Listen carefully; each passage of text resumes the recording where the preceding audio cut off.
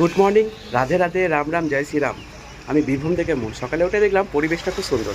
তারপরে এইভাবে জল লোড করে আমি জল ডেলিভারি দিই। তারপরে গেলাম দোকানে গিয়েই আমি সঙ্গে সঙ্গে গরম জল খেলাম শরীরটা ডিটক্স করার জন্য। তারপরে রুটিতে বাটার লাগিয়ে যখন খাচ্ছিলাম, এই গরুটার না কয়েকদিন ধরে আসছে, তাই ভাবলাম ওকে একটু খাওয়াই। ও তো অবলা জীব, ওদেরকে খাওয়াতে পারলে নিজের মনকে অনেক খুশি করা যায়, ভালো থাকা যায়।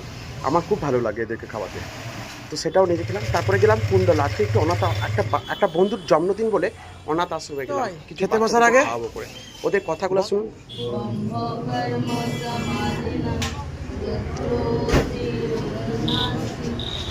খাওয়ার আগে কিন্তু প্রণাম করে মন্ত্র পড়ে খেতে হয়। তারপরে দেখো না, এরা চা খেতে এসেছে, তার মধ্যে আবার 2-3 জনের কাছে পয়সা নেই, তাই নিজেই খাই দিলাম।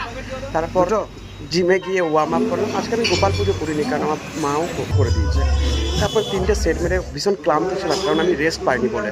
তো রেস্ট পাইনি বলে বেশি খুব একটা সেট মারতে পারিনি, শরীরটা একটু খারাপ আছে।